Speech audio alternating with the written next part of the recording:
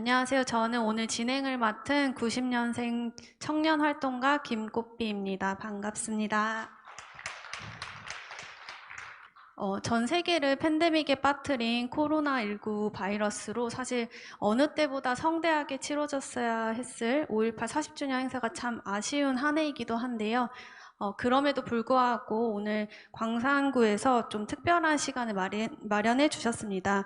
올해 40주년을 맞이하는 광주 5.18 민주화운동을 기념하고 또 오늘 바로 이 자리죠. 광주 광산구에 마련된 윤상원 홀의 개관을 축하하는 자리. 오늘 토크 콘서트의 제목은 바로 역사의 증언 5월 우리가 보았던 세상입니다. 80년 당시 5월 또 오늘도 이어지고 있는 5월 정신에 대해서 오늘 함께 이야기 나눠주실 세 분을 무대로 모시도록 하겠습니다.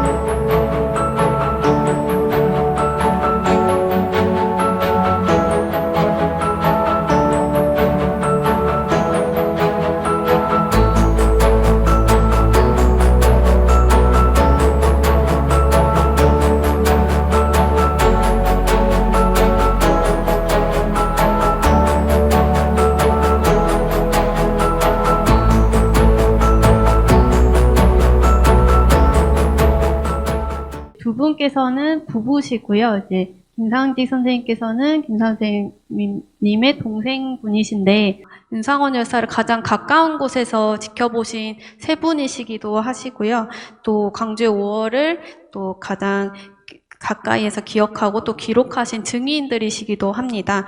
저는 앞서 소개해드렸듯이 90년생으로 그 80년 5월 현장에 계셨던 세 분과는 달리 사실 어떤 미디어나 기록으로 5.18의 이야기를 접한 세대에 속하는데요. 그래서 오늘 누구보다 섬세하게 그날의 이야기를 기억하고 계실 세 분에게 좀 여쭤보고 싶은 것들이 많습니다. 그래서 먼저 김상윤 선생님께 지금 40년을 맞이하는 5월에 대한 좀 간단한 소회를 여쭙고 싶습니다. 40년 지났죠. 40년 불과 얼마까지도 지만원이라든가 하는 사람들이 5.18을 말할 수 없이 아주 모함하고 북한에서 뭐 수백 명이 내려와서 5.18을 일으켰다는 등 또 김대령이라고 하는 좀 수상한 사람은 또 책에서 윤상원, 김상윤도 북한으로 지령을 받은 사람이다. 이런 글을 써내고 그랬습니다. 그러니까 80년 5월에 5.18이 끝난 게 아니고 실질적으로 광주에 대한 또 5.18 관련자에 대한 핍박은 40년 동안 지금까지 진행되어 왔다. 뭐 이런 생각이 들어갑니다.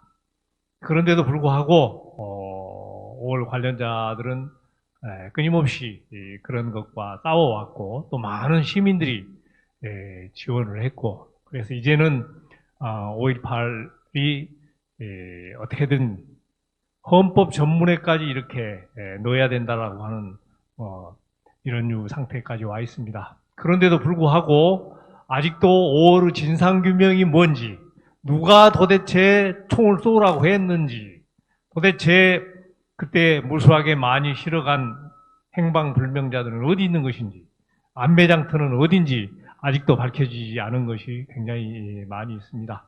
그래서 어떻게 보면은 우리가 훨씬 더 시대가 바뀌었는데도 불구하고 40년 전의 일을 아직도 이렇게 안고 가는 것 자체가 좀 슬프다. 그런 생각입니다. 이 40주년 넘기고 나서 정말로 5.18 문제는 시원하게 좀 깨끗이 해결이 되고 우리가 보다 나은 세상에 대한 그런 얘기를 할 수 있는 계기가 됐으면 좋겠습니다.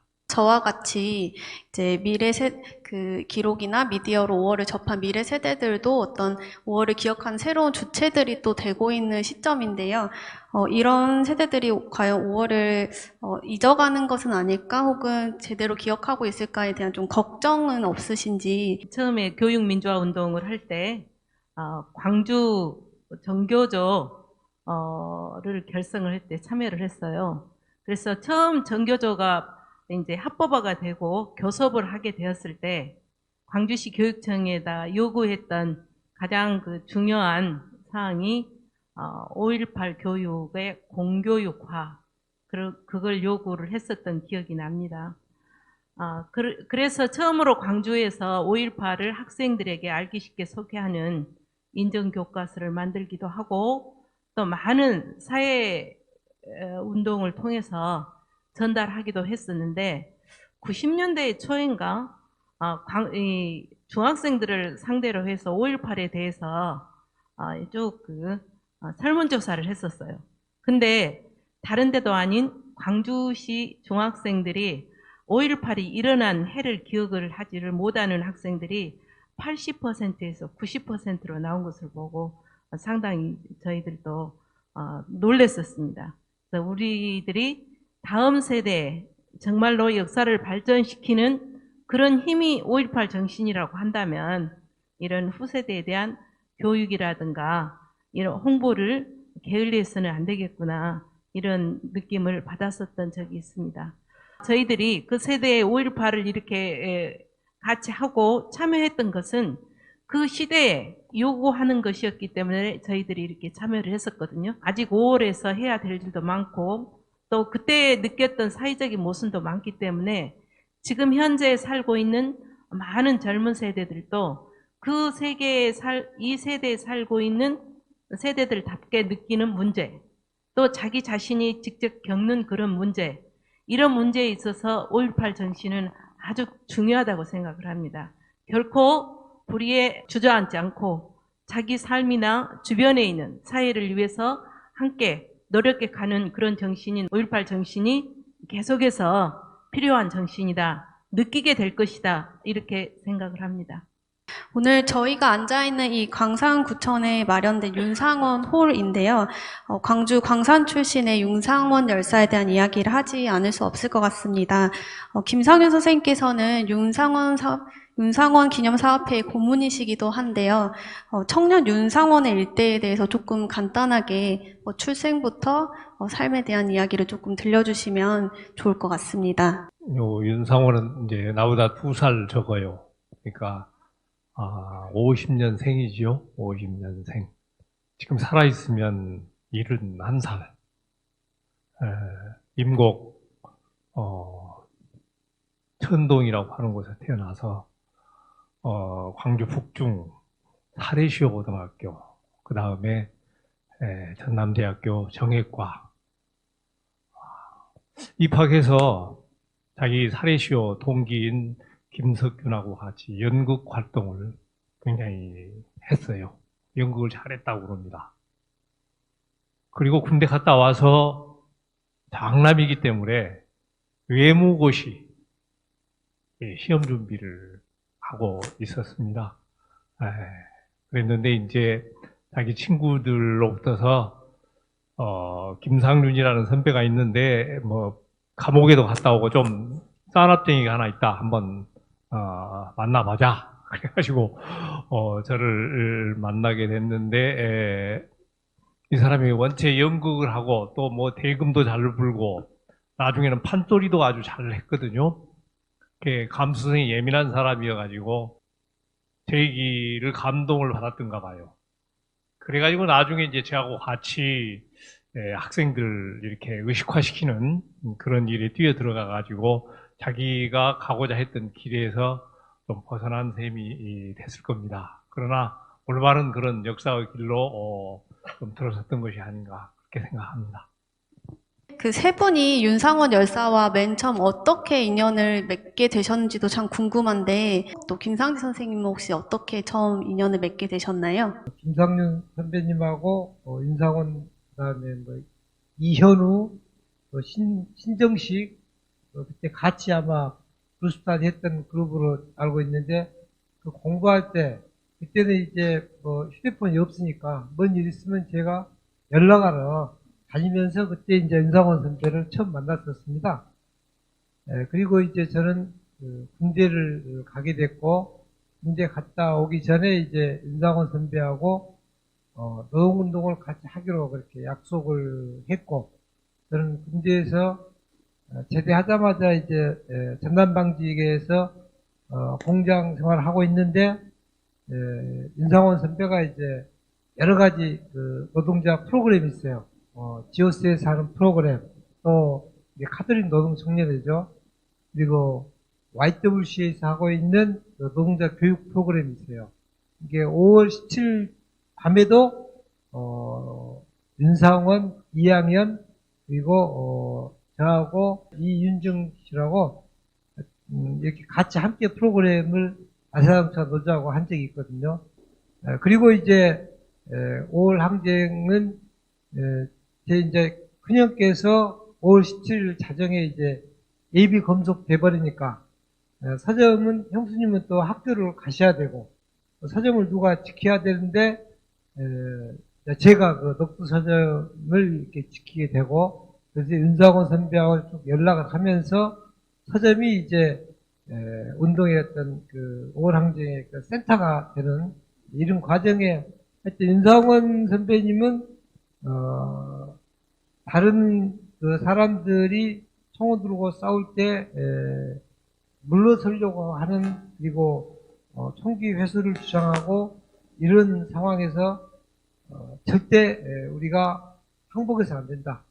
지금까지 싸우다가 죽은 그 영령들의 부끄럽지 않게 마지막까지 이렇게 싸워야 된다라고 하는 주장을 끝까지 하셨고, 27일 새벽에 이제 하여튼 여자들하고 고등학생들은 다 바꾸는데 보냈음에도 불구하고 본인은 끝까지 자리를 지키고 싸우다가 당렬하게 전사를 하신 분이죠. 혹시 그럼 정현은 선생님은 인간 윤상원에 대한 어떤 인상이나 어떤 분이셨는지 그런 건 좀 말씀해 주실 수 있을까요? 제가 김상윤 씨가 청혼을 하고 결혼을 하기로 마음을 먹었는데 주변에 있는 후배들이 저한테 그래요. 그 윤상원한테 허락을 맡아야 될 것이라고 저한테 그렇게 얘기를 해서 윤상원 씨가 엄청 무서운 사람인 줄 알았어요.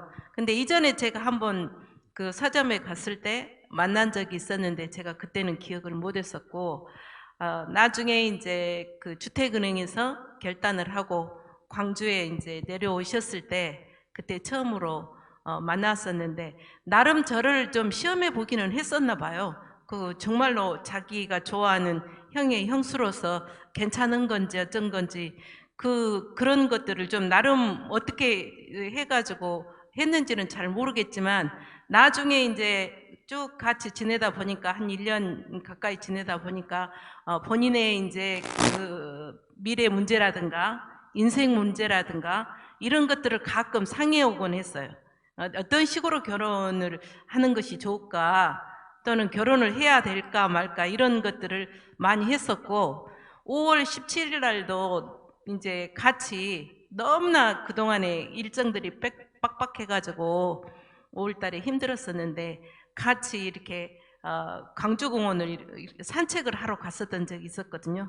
근데 이제 바로 그날 저녁부터 이제 일이 터지기 시작했는데 5월 17일 날 갔었어요. 그때 이제 옆에서 세점을 치는 분이 계시더라고요. 그래서 제가 윤상원 씨하고 같이 앉아서 올해는 윤상원 씨가 결혼할 수 있는 운이 있는가 봅시다. 그리고 앉아서 이제 세점을 쳤는데 그 세점의 운계가 너무너무 좋은 거예요. 이분이 하늘로 날아오르는 형상에다가 아주 좋은 그런 그 귀인을 만날 수 있는 그런 운세라고. 그래서 올해는 부모님의 뜻대로 결혼도 하면서 미래를 차분하게 차근차근 준비해 갈 수 있는 그런 해이구나, 이렇게 그 생각을 했었던 적이 있었습니다. 그런데 인간이라고 하는 존재가 정말 한 치 앞을 못 본다고 하듯이 그날 저녁부터 정말 세상이 이렇게 바뀌어지는 그런 세상에 올 줄은 그때는 잘 몰랐었죠. 매우 그 인간적인 그런 면모를 지니고 있는 분이었기 때문에 인간에 대한 이해도 깊었다고 생각을 합니다. 그래서 인간, 더더구나 어려운 분들을 위한 여러 가지 본인이 결단을 해야 될 때 결단을 하고 희생을 해야 될 때 내가 해야 되겠다, 이렇게 할 수 있었던 것이 아닌가 이렇게 생각을 합니다. 사실 우리나라 민주화 역사에 큰 획을 그은 광주 5.18 민주화 운동에 대한 이야기, 또 그리고 5월 정신에 대한 이야기를 음악 한 곡을 또 청해 듣고 좀 더 자세히 들어보도록 하겠습니다. 네, 지리산들.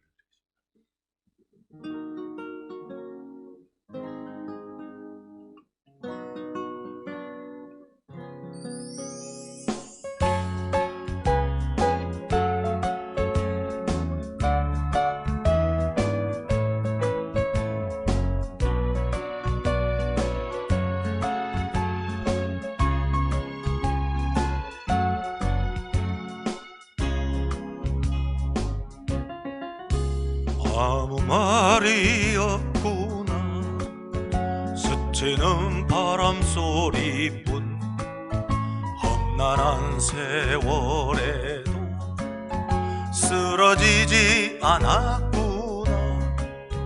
반야봉의 새소리, 백무동의 물소리, 지친 영혼 어루만져주는 그대 이름 지리산.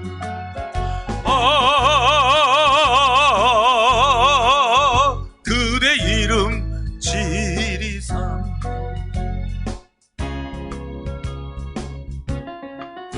아무 말이 없구나.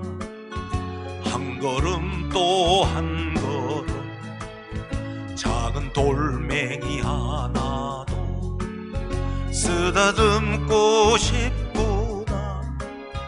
달궁의 별빛 따라 반달고 물음 따라 너의 사랑 찾아 헤맨다. 그대 이름 지리산.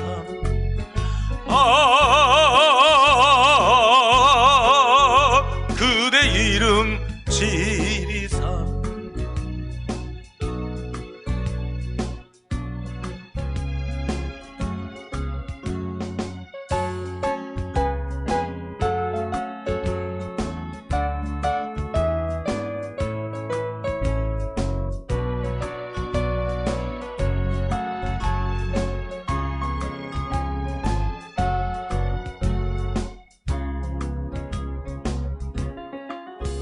아무 말이 없구나.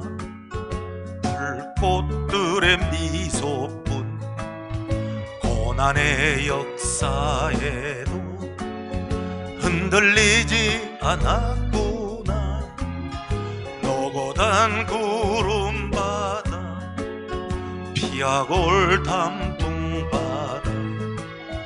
너를 보면 가슴이 뛴다. 그대 이름 지리산.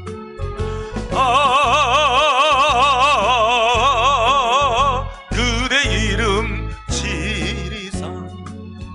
너를 보면 가슴이 뛴다. 그대 이름 지리산.